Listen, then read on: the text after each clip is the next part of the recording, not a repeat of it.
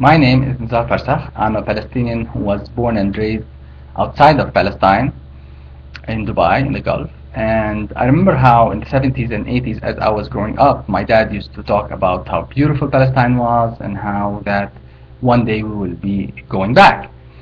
Indeed, in the mid 90s, with the peace process, that became possible, and we moved to Palestine in 99.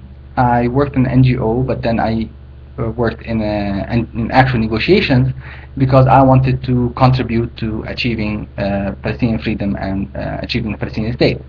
However, a few years into the job, I quickly became disillusioned with the process. Because I witnessed firsthand how the power imbalance was so big and how dysfunctional the politics was. So I felt we will not achieve statehood.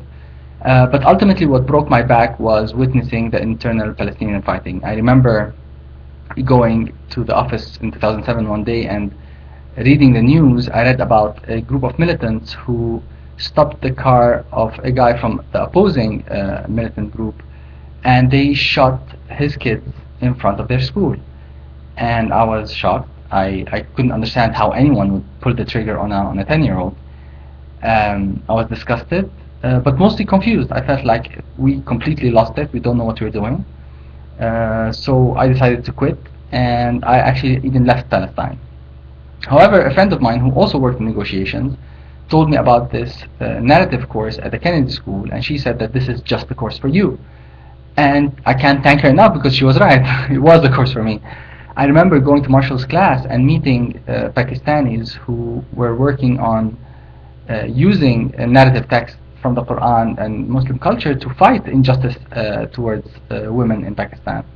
And I also learned about Palestinians and Israelis who were using non-violent means in order to fight injustice in Palestine.